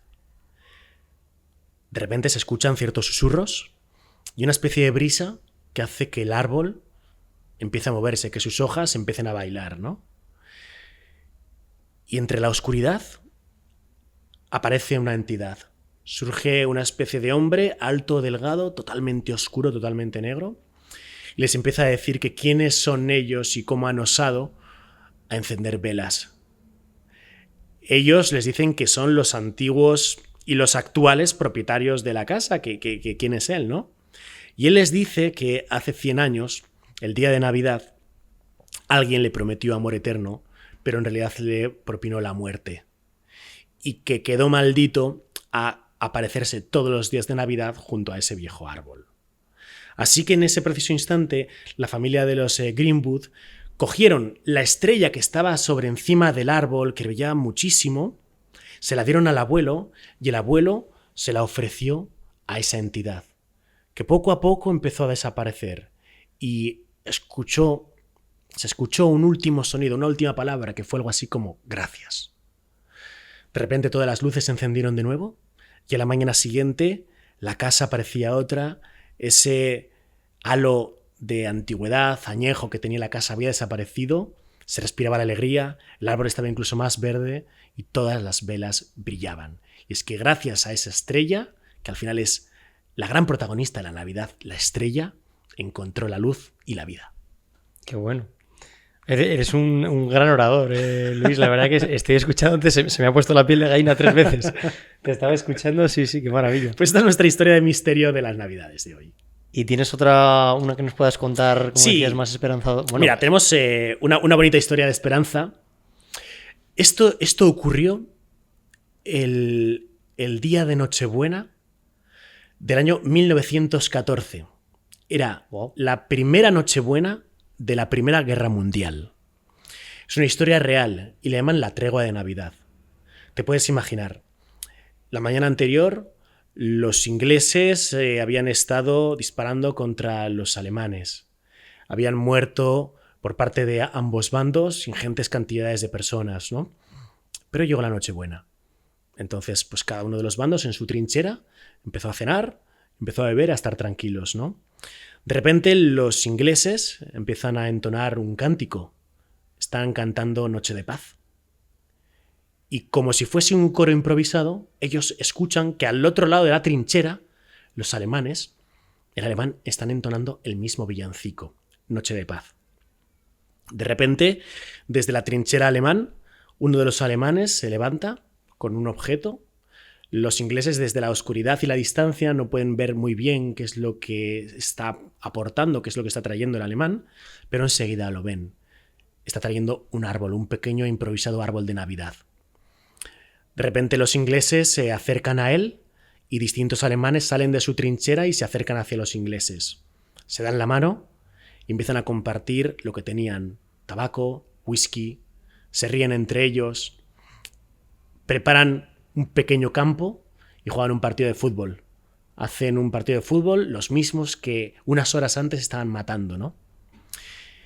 Y a ese momento se le llamó la tregua de Navidad. A la mañana siguiente, muchos de los dirigentes del bando de los alemanes y del bando de los ingleses que tuvieron conocimiento de esta historia no les gustó, porque estaba ofendiendo al espíritu de guerra que se estaba propiciando durante esa Primera Guerra Mundial, y habrían preferido que esa noche se hubiesen estado matando entre ellos en lugar de riéndose y compartiendo las pocas cosas que tenían para deleitarse, ¿no? Y fueron depuestos prácticamente todos los que intervinieron en esa tregua de Navidad y fueron castigados. Pero lo bonito y lo misterioso y lo esperanzador, Alberto, es que ocurrió. Me resulta tan interesante que floreciera lo humano realmente, a pesar de que la guerra pueda sacar lo peor de nosotros, que en ese momento supieran entender qué es la guerra, que realmente es un conflicto, pero es una realidad que tú ves distinta a la de otra persona, y que la sepan disociar y decir, somos humanos. O sea, exacto. Sabemos disfrutar igual, somos felices también, estamos tristes a veces. Me ha parecido muy, muy interesante, la verdad. Bueno, pues esta es la tregua de Navidad, ¿no? Y al final tenemos que quedarnos con eso, ¿no? De que estamos en una época de esperanza, en una época de compasión, ¿no? Y donde, qué más milagroso que los que unas horas antes estaban matando los unos a los otros se abracen y que justo durante un periodo de tiempo, que es vivan la magia de la Navidad. Esto podría pasar también en alguna mesa de estas cenas navideñas. Sí, totalmente, ¿no? Joder, a mí me gustaría... El otro día vi un vídeo hecho por IA, ¿no? Donde los políticos contrarios se abrazaban, ¿no? Sí. Yo pensaba, joder, pues si lo hicieron los de la tregua de Navidad, no lo van a hacer estos. Mira, es verdad, no había visto pues son más cabezones, eso está claro, ¿no? Me hizo mucha gracia ver ese vídeo cuando lo vi. O sea, en el fondo te hace gracia pero es como también muy esperanzador eso. Sí, y sí, sí. oye, somos humanos. Exacto, exacto. Mira, en el fondo, cuando vi ese vídeo pensé, sé que no es cierto, pero ojalá sucediera, ¿eh? Ojalá. Sería Ojalá, bonito, ojalá. sería bonito, Sí. la verdad. No ocurrirá nunca. No ocurrirá nunca, por seguramente. los tiempos que tenemos ahora mismo, ¿no? Pero bueno, seguramente es lo que comentamos al principio del vídeo. Poco habrán viajado y poco contacto habrán tenido con otras culturas para los que estos conflictos estúpidos y absurdos no tienen ningún tipo de sentido. Pues con esto, Luis, yo soy consciente de que se me quedan muchísimas cosas en el tintero por comentar contigo. Yo espero y deseo que esta no sea la última vez que te tenga aquí en el podcast. De verdad, o sea, lo espero y lo deseo. Así será, por supuesto. Y ya, bueno, es que ha sido un placer. Luis, eres un orador estupendo. O sea, es que me estaba quedando embobado como pocas veces me había pasado en las gracias. entrevistas, por la claridad con la que cuentas las cosas, con el tono de voz que utilizas. Os envidio porque es que os veo que no dudáis en absoluto a la hora de hablar. Y yo a veces intento explicarme y ya estoy mirando a un lado y yo es que os envidio, o sea, es que disfruto viéndoos. Bueno, pero tú lo haces muy bien, ¿eh? Y además te lo puse en el comentario. O sea, no es nada fácil entrevistar a un titán como Ortiz Remacha. Oye, y lo hiciste de maravilla. Y pocas veces comento los vídeos, ¿no? La verdad es que no suelo comentar los vídeos, ¿no? Pero me hizo tanta ilusión ver tu entrevista y lo bien que salió todo que dije, oye, esto es un vídeo top, ¿no? Hay que promocionarlo. Muchas gracias, Luis. Pues ha sido un auténtico placer y nos vemos en un futuro, por favor. Por supuesto. Pues nada, muchísimas gracias. De verdad que ha sido un honor el poder estar este ratito contigo, hablando de los temas que me gustan al final, pues todo lo que tenga que ver con curiosidades de la historia, con misterio y con viajes, pues ese es Desafío Viajero y ese soy yo, ¿no? Así que gracias por darme esta oportunidad y oye, nos vemos siempre que quieras. Un placer, Luis, y felices fiestas. ¡Feliz Navidad!